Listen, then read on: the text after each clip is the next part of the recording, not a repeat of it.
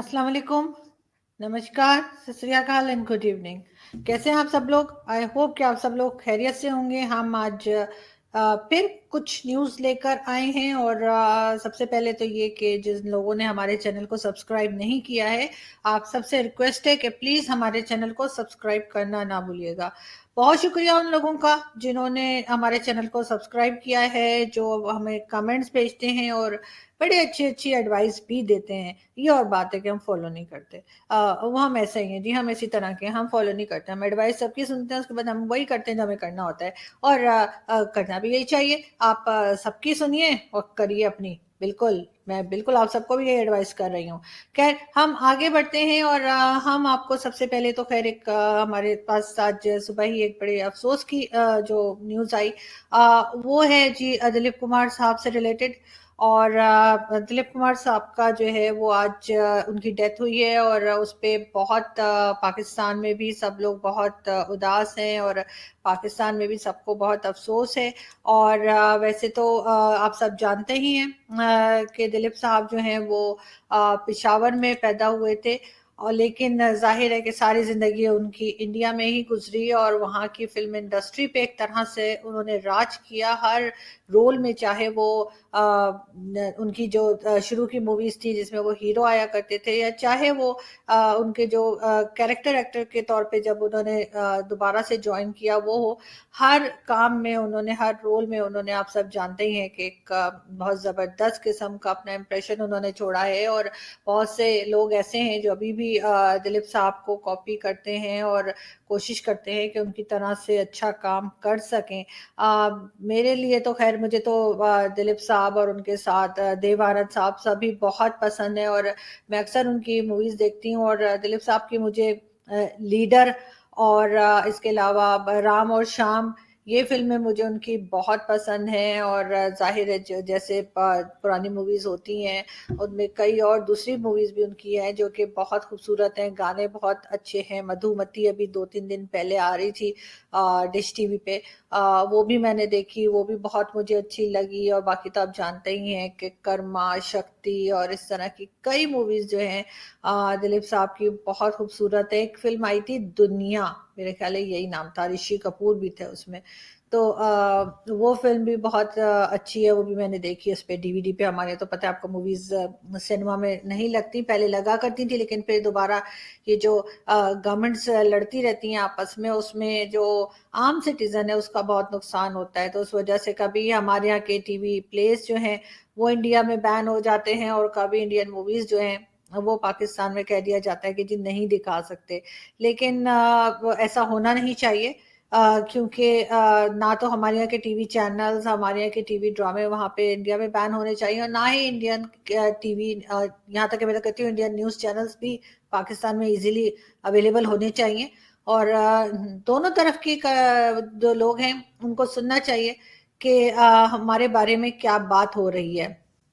जब तक आप बात को सुनेंगे नहीं, समझेंगे नहीं, आपको पता कैसे लगेगा कि बॉर्डर के दूसरी तरफ बात हो क्या रही है आपके बारे में। अपनी तरफ से कुछ भी सोच लेते हैं, अपनी तरफ से कुछ भी बोल लेते हैं लेकिन ऐसा होना नहीं चाहिए। बिल्कुल इंडियन मूवीज़ भी यहाँ पे लगनी चाहिए और इसी तरह से पाकिस्तान के जो टीवी प्लेज़ हैं वो इंडिया में ईज़िली अवेलेबल होने चाहिए और साथ-साथ मैं तो कहती हूँ न्यूज़ चैनल्स भी होंगे। हमारा काम तो खैर न्यूज़ चैनल से ही है ज़्यादा। वैसे तो खैर हम सभी कुछ देखते हैं, इनकी मूवीज़ इंडियन मूवीज़ भी यहाँ पे लोग देख ही लेते हैं क्योंकि अब आप रोक नहीं सकते। अगर आप सिनेमा में नहीं भी लगाएँगे, तो कोई फ़र्क नहीं पड़ेगा इसलिए कि लोग वही फ़िल्म जो है वो जाके उसकी डीवीडी पे देख लेंगे, इंटरनेट पे अवेलेबल है, सब इसी तरीके से टीवी प्लेज़। तो एक तरह से गवर्नमेंट्स का या जो बिज़नेस कम्युनिटी है उसका नुकसान ही ये गवर्नमेंट्स कर रही होती हैं इस तरह के बैन लगा के क्योंकि फिर लोग चोरी-छुपे देखते हैं और उससे होता ये है कि वो टैक्स वग़ैरह जो होता है चक्कर टैक्स का तो वो तो उनको मिलता नहीं। तो थोड़ा-सा सोचना चाहिए दोनों कंट्रीज़ को और इस तरफ जाके और लोगों को चाहिए कि इजाज़त दें, लोगों को परमिशन दें कि टीवी प्लेज़ जो हैं वो इंडिया में अवेलेबल हों और यहाँ पर फ़िल्म्स अवेलेबल हों। बाकी तो आप सब जानते ही हैं कि न्यूज़ चैनल्स पे तो दोनों तरफ कुछ नाराज़गी ही रहती है, लेकिन मैं फिर भी कहती हूँ कि दोनों तरफ के न्यूज़ चैनल्स को देखना चाहिए। लेकिन आम पब्लिक के लिए भी वो अवेलेबल होना चाहिए। खैर, हम आगे बढ़ते हैं और हम बात करते हैं जी। आपको, जैसा कि आप सब जानते ही हैं, पाकिस्तान में महंगाई हो गई है और बड़ी ज़बरदस्त महंगाई हो गई है, बड़ी टिका के महंगाई हो गई है। और इसका जो नया एक सर्वे आया है उसके हिसाब से तो जो इमरान खान साहब की गवर्नमेंट है उसमें जो कहना चाहिए, जो अब यहाँ पे लोगों को हर चीज़ जितनी महंगी मिल रही है उतना तो कहते हैं कि इंडिया में भी नहीं है। इंडिया में भी जो महंगाई है उससे पाकिस्तान में कहा यह जा रहा है कि 3% से भी ज़्यादा महंगाई पाकिस्तान में हो गई है। अब इसके लिए मुझे सोचना था कि जी इतनी महंगाई कर दी है खान साहब ने, तो फिर क्या सोचा था खान साहब ने कि क्या होगा, सरदार बहुत खुश होगा, शाबाशी देगा। जी बिल्कुल, तो सरदार बहुत खुश हुआ है, बहुत शाबाशी दे रहा है। आम पब्लिक जो है वो हाथ उठा उठा के बुरा भला कह रही है। और खान साहब और उनके मिनिस्टर्स जो हैं वो हमें कुछ इस तरह से भागते हुए नजर आ रहे हैं। लेकिन करें तो क्या करें, खान साहब ने कहा था कि मैं तो बहुत बड़ा चेंज लेकर आने वाला हूं, और वो चेंज वो यही लाए हैं कि धड़ाधड़ महंगाई हो रही है। और अभी कुछ ही दिनों में ईद भी आने वाली है, और लोगों की समझ में नहीं आ रहा है कि वो किस तरह से अपने घर में जो है वो ये सारा मसला जो है, अपने घर के जो खर्चे हैं, अपने घर के जो एक्सपेंसेस हैं, उसको वो कैसे हैंडल करेंगे। तो उसके लिए खान साहब ने कह दिया कि बस ठीक है, जैसे मर्जी करो, लेकिन आप लोगों ने घबराना बिल्कुल नहीं है। अच्छा, बिल्कुल घबराने की तो कोई बात ही नहीं है। लेकिन एक चीज मुझे इंडिया वालों से पूछनी है, वो ये कि मोदी जी ने इतनी लंबी दाढ़ी क्यों रख ली है भाई? ये मोदी जी कहीं इस्लाम तो नहीं कबूल करने लगे? कल को आप लोग बोलेंगे जी कोई मुस्लिम जो है वो पकड़ के ले गए थे और मोदी जी को जो है वो कलमा पढ़ा दिया। तो मोदी जी का गेटअप ऐसा क्यों है? कुछ दाल में काला है क्या? मुझे तो कुछ गड़बड़ लग रही है। तो जरा चेक किएगा कि मोदी जी ने इस्लाम तो नहीं कबूल कर लिया, क्योंकि इस तरह की जो गेटअप है वो तो इमरान खान साहब ने भी अभी तक नहीं रखा। लेकिन खैर कोई बात नहीं, चलता है यार, चलता है, खैर है। अच्छा, हम आपको एक चीज और बताएं कि नादरा नादरा एक हमारे यहाँ का डिपार्टमेंट है जिसमें कि सबके आईडी कार्ड्स यानी आइडेंटिटी कार्ड्स बनते हैं, और हर चीज के लिए आपको नादरा के पास जाना पड़ता है। ये मैं आपको एक दिखा रही थी कि एक नोटिफिकेशन, इसमें जो है जी जितने भी आपको नाम नजर आएंगे उसमें से 98% आपको हमारे रिटायर्ड फौजी, रिटायर्ड जनरल, लेफ्टिनेंट जनरल्स, उनके नाम आपको मिलेंगे। और एक ये यानी जितने सिविलियन डिपार्टमेंट्स हैं उधर सब जगह पे ये फौजी जो हैं ये जा जाके जो है जॉब्स ले लेते हैं। पहले ये मतलब एक तरह से ये पेंशन भी ले रहे होते हैं, और पेंशन लेने के बाद ये जब रिटायर होने के बाद पेंशन लेते हैं उसके बाद ये इस तरह के जितने जो सिविलियन डिपार्टमेंट हैं वहां पे जाकर ये बड़ी बड़ी पोस्टों पे बैठ जाते हैं। और जो सिविलियंस हैं वो जी जाते हैं जी घास काटने, क्योंकि सिविलियंस का तो कोई राइट ही नहीं है ना। ब्लडी सिविलियंस, आपको पता है ना हमारे यहाँ जो परवेज मुशर्रफ साहब कहते थे ब्लडी सिविलियन। तो बिल्कुल मैं भी अपनी एक्सेंट वैसी करने की कोशिश कर रही हूँ ना, जैसे कुछ हमारे फालतू के पैनलिस्ट जाते हैं और उनकी इंग्लिश एक्सेंट आपने देखी ना कि वो अंग्रेज भी परेशान हो जाते हैं कि यार ये बोल क्या रहा है। तो बिल्कुल इसी तरह से जो हमारे यहाँ जो ब्लडी सिविलियंस है ना, तो उनके जो डिपार्टमेंट्स हैं, सिविलियन डिपार्टमेंट्स में जाकर ये रिटायर्ड आर्मी के जो लोग हैं वो बैठ जाते हैं, हेड बन के लाखों की तनख्वाहें लेते हैं। मुझे समझ नहीं आती, अगर हम हर पोस्ट के ऊपर एक रिटायर्ड जनरल, लेफ्टिनेंट जनरल और इस तरह के लोगों को अपॉइंट किया जा सकता है, तो फिर सिविलियंस को भी मेरा ख्याल है कि कमांडर या कुछ बना देना चाहिए। और कोई सिविलियन भी जाके कह सकता है कि जी मुझे जो है वो लेफ्टिनेंट जनरल बना दें, या जी मुझे जनरल बना दें, या जी मुझे कर्नल बना दें। इसलिए कि क्या फर्क पड़ता है कौन सी जंग लड़नी है, कौन सी जंग जीतनी है आप लोगों ने। तो किसी सिविलियन को भी रख लिया करें अपने आप आर्मी के अंदर, और कोई भी उसको भी कोई ओहदा दे दिया करे कि ठीक है जी आज से तुम्हारी ये पोस्ट है, तुम आज से कर्नल हो, तुम आज से मेजर हो, तुम आज से लेफ्टिनेंट जनरल हो। क्योंकि जैसा मैंने पहले कहा कि ना तो कोई जंग लड़नी होती है और ना ही कोई जंग जीतनी होती है। तो for the time pass civilians को भी फिर अब उधर लगा दे, इसलिए कि आप भी तो धड़ाधड़ धड़ाधड़ धड़ाधड़ आके सिविलियंस के जो डिपार्टमेंट है वहां पे बैठते चले जा रहे हैं। लेकिन नॉर्मली जो सिविलाइज्ड कंट्रीज होती हैं उसमें क्या होता है कि जो जब ये रिटायर हो जाते हैं, आर्मी के लोग रिटायर होते हैं, तो उनको आराम करने के लिए घर भेजा जाता है। उनसे कहते हैं जी जब आपने बहुत खिदमत की है, अब आप घर जाइए और घर जाके आप आराम कीजिए। लेकिन हमारे यहाँ क्या होता है कि इनको जी बड़े-बड़े जो हमारे डिपार्टमेंट है वहाँ पे जो है इनको हेड लगा के बिठा दिया जाता है, और उसके बाद ये वहाँ पे छापा छापा पैसे छापते हैं, बैठ के ठकाठक ठकाठक पैसे छाप रहे होते हैं।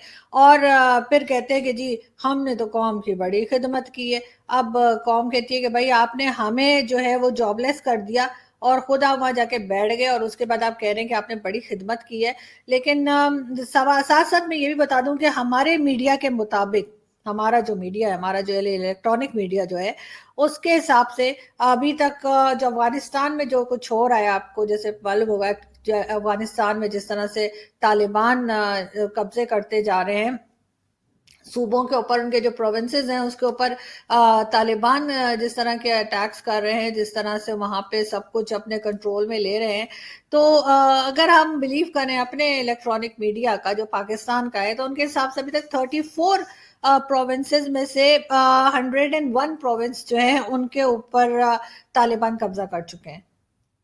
जी मैंने यही कहा, 34 प्रोविंसेस में से 101 प्रोविंसेस में तालिबान ने कब्जा कर लिया, और अगर यही स्पीड रही तो अगले 2 महीने में जो है, सिर्फ 2 मंथ्स के टाइम के अंदर जो है तालिबान जो है वो सारी दुनिया फतह कर लेंगे। अगर आप हमारे पाकिस्तानी मीडिया पे की बात का यकीन करें, तो जिस स्पीड से हमारे यहाँ न्यूज आ रही है। साथ ही साथ मैं ये भी बता दूं कि जी असद अली तूर जो हमारे जर्नलिस्ट हैं, उनके ऊपर जो अटैक हुआ था वहां पे जी सीसीटीवी फुटेज भी मिला, सब कुछ हुआ, इसके बावजूद किसी को भी अरेस्ट नहीं किया गया, अभी तक कोई भी पकड़ में नहीं आया, जबकि उन लोगों ने मास्क भी नहीं लगाए थे और वो ऐसे ही दन दनाते घूम रहे थे और फिर रहे थे। लेकिन हाँ, लाहौर ब्लास्ट जिसने किया है उसको अरेस्ट कर लिया है। इतनी तेजी, इतनी फुर्ती, मैं तो हैरान ही हो गई। मैं तो कहती हूँ कि भाई इनकी तो नजर उतार लेनी चाहिए। मिर्च लेके नहीं, लाल मिर्च लेके मेरी अम्मी क्या करती थी, लाल साबुत मिर्च लेके ना 7 दफा इनके खोपड़ी के ऊपर से ऐसे घुमा के और चूल्हे में डाल के जला दो, तो इससे ये होगा कि इन लोगों की ना नजर जो है इन लोगों को ना लगे। कितने एफिशिएंट लोग हैं हमारे कि बस पूछे मत। खैर हम आगे बढ़ते हैं, हम आपको बताते हैं कि वो हमने पहले भी बताया था आपको कि वो खान साहब जो है ना, वो हमारे खान साहब जो है, इमरान खान साहब, वो गए थे ना गवादर, आपको मालूम है वहां पे जो एक नया फेज था उसकी ओपनिंग के लिए। तो ये देखिए ये आपको हमारे यहाँ के कुछ मीडिया के लोग नजर आएंगे, और ये मीडिया के लोग आपको दिखाई दे रहे हैं जी फौजी एयरक्राफ्ट में। और ये है C-130 प्लेन, जिसमें इनको गवादर ले जाया गया। अब ये आर्म फोर्सेस जो है ये हर वक्त खान साहब के लिए तैयार रहते हैं, खान साहब की खिदमत के लिए तैयार रहते हैं, खान साहब के लिए भाग भाग के काम करते हैं। इनके इस तरह के जो जर्नलिस्ट हैं उनको ले जाते हैं यहाँ से वहाँ गवादर, कभी कहीं कभी कहीं। अभी ये सब लोग आकर जो इस आपको प्लेन में नजर आ रहे हैं, मेजोरिटी इनमें से आकर यही कहेगी कि जी जो लोग टीवी पे नहीं आते, जिसमें बहुत से हैं, नजम सेठी साहब हैं, हसन क्या नाम है उनका था, एक सेकेंड जी।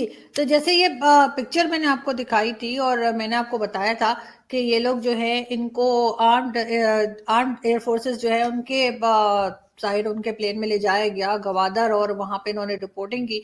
अब ये वापस आके ये कहेंगे, बहुत से इनमें से, हर एक नहीं लेकिन मेजोरिटी इनमें से यही बताएगा कि जो जो टीवी पे नहीं आते, जो टीवी पे शो नहीं करते, वो तो जी जर्नलिस्ट ही नहीं है, उनको तो काउंट ही नहीं करना चाहिए किसी जर्नलिज्म में या किसी तरह के जर्नलिस्टिक जैसे कहना चाहिए फील्ड के अंदर, जिसमें वो बोलेंगे जी नजम सेठी का नाम भी लेंगे, उसमें तलत हुसैन का नाम भी आ जाएगा, उसमें बहुत से और दूसरे जर्नलिस्ट जो हैं उनके नाम आ जाएंगे, और उनमें मेरा नाम भी आ जाएगा वैसे।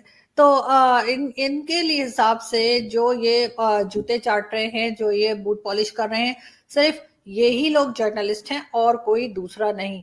लेकिन साथ साथ मैं ये भी बता दूं कि ये जो हमारे यहाँ इनके ऊपर इतना खर्चा किया जा रहा है, یعنی گوادر میں لے جا کے ان سارے جرنلسٹ جو ہیں جن کو یہ پہنچاتے ہیں اپنے فیوریٹ جرنلسٹ کو رپورٹنگ کے لیے، ان کے اوپر اتنا خرچہ یہ ظاہر ہے جو بلاڈی سویلین ہیں ان کے پیسوں سے کر رہے ہیں، اور کہلاتے جو لوگ ٹی وی پہ نہیں آتے، جو لوگ اس طرح سے نہیں جاتے، ان کو یہ لفافہ جرنلسٹ کہتے ہیں۔ مطلب یہاں پہ کہانی میں عجیب قسم کا ٹوسٹ آپ کو دیکھنے کو ملے گا۔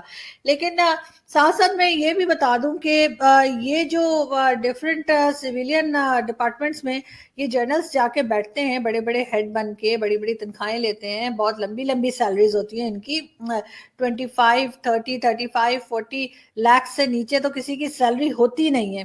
تو ذرا مجھے کوئی یوتھیا یہ بتائے گا کہ یہ جو ریٹائرڈ جرنلز آتے ہیں، انہوں نے ایسے کون سے تیر مارے ہوتے ہیں، انہوں نے ایسا کون سا ملک فتح کیا ہوتا ہے، کون سی جنگ جیتی ہوتی ہے جس کے لیے ان کو ریٹائرمنٹ کے بعد بھی آرام نہیں آتا اور یہ جا کے سویلین ڈپارٹمنٹس میں بیٹھ جاتے ہیں۔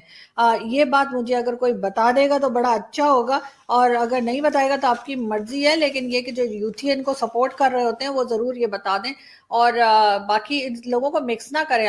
آپ جو باتیں کر رہے ہوتے ہیں نا کہ جی آپ ایسے بات کر رہی ہیں، وہ تو ہماری حفاظت کرتے ہیں، جی آپ کی جو حفاظت کرتے ہیں وہ دوسرے لوگ ہوتے ہیں۔ وہ جو حفاظت کرنے والے سپاہی ہوتے ہیں، حفاظت کرنے والے فوجی ہوتے ہیں جو بارڈر پہ کھڑے رہتے ہیں، ان کی ہم بھی رسپیکٹ کرتے ہیں۔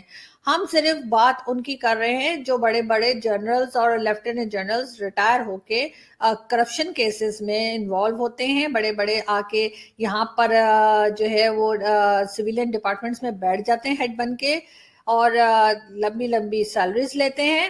ہم بات ان کی کر رہے ہیں، ہم بات ان کی نہیں کر رہے جن کو آپ لوگوں نے 1999 کارگل وار زبردستی کی، وہ وار جو ایک بہت بڑا بلنڈر تھا پاکستان کا، جو کبھی بھی نہیں کیا جانا چاہیے تھا، اس میں آپ لوگوں نے جن کو شہید کروا دیا، ان لوگوں کو آج بھی بڑا ہی ان کا نام لیا جا رہا ہے، ٹی وی پہ آ رہا ہے، سوشل میڈیا پہ ان لوگوں کو جو ہے سلام پیش کیا جا رہا ہے، سلیوٹ کر رہے ہیں ان لوگوں کو جو اس کارگل وار میں ہمارے سپاہی اور ہمارے فوجی جنہوں نے اپنی جانیں دے دی۔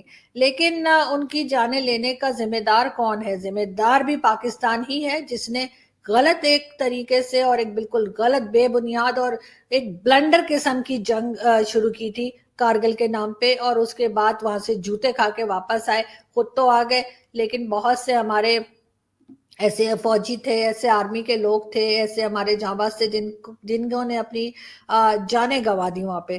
ان کے گھر والوں کا کیا حال ہے، انہوں نے کتنا دکھ ہوا ہوگا، وہ کتنے اکیلے ہو گئے ہوں گے، سب کا ذمہ دار کون ہے؟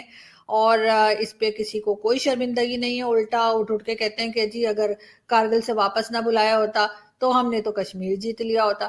تو یہ دو چیزیں جو آپ بالکل اپنی جنریشن کو مس گائیڈ کر رہے ہیں، ان کو غلط اپنی ہسٹری بتا رہے ہیں۔ تو میرا خیال ہے کہ اب جو نئی جنریشن ہے جو اسکول کالجز یونیورسٹیز میں ہے، ان کو چاہیے کہ وہ ذرا تھوڑا سا اپنی ریڈنگ جو ہے وہ صحیح کتابیں پڑھیں۔ ایک تو یہاں کی کتابیں نہ پڑھیں خدا کے لیے، یہاں پہ جن لوگوں نے کتابیں لکھی ہیں نا وہ کتابیں نہ پڑھیں، اس کے بجائے انٹرنیشنل لیول پہ جا کے اور دوسری بکس پڑھیں اور پتہ کریں کہ 1999 میں کیا ہوا تھا اور اس میں ہمارا کتنا کردار تھا اور ہم کتنا بڑا بلنڈر ہم نے کیا تھا وہ سب کر کے، اور اس پہ ہمیں پچھتانا چاہیے، اس پہ ہمیں اپنی قوم سے معافی مانگنی چاہیے کہ ہم نے اتنے زیادہ لوگوں کا نقصان کیا۔ سوری۔ اچھا، اب ہم آگے بڑھتے ہیں، اور لاسٹ میں جاتے جاتے یہی کہوں گی کہ جی ایک وقت ایسا بھی آئے گا پاکستان میں جب پرائمری اسکول کا ہیڈ ماسٹر جو ہوگا وہ بھی کوئی لیفٹیننٹ جنرل ہوگا۔ جس طریقے سے یہ لوگ ہر سویلین ڈپارٹمنٹ میں جاتے جا رہے ہیں تو وہ وقت دور نہیں ہے۔ اپنا بہت سارا خیال رکھیے گا، آپ سے ملاقات ہوگی نیکسٹ ویڈیو میں۔ اور گرمی تو بہت ہے بھائی، یہاں تو اتنی گرمی ہے، آپ لوگ کون سا لندن میں بیٹھے ہوئے جو بڑے خوش ہو رہے ہیں گرمی ہے تو، اور مجھے تو ویکسین بھی نہیں مل رہی۔ لیکن خیر اب میں چلتی ہوں، کیونکہ اب میں سوچ رہی تھی کہ نا مینگو جوس منگا کے نا وہ ذرا لوں تو پھر شاید کوئی گرمی کم ہو۔ باقی تو مجھے باتیں تو آپ سے بہت ساری کرنی ہے، اور لیکن یہ ہے کہ میرے پاس ٹائم نہیں ہے۔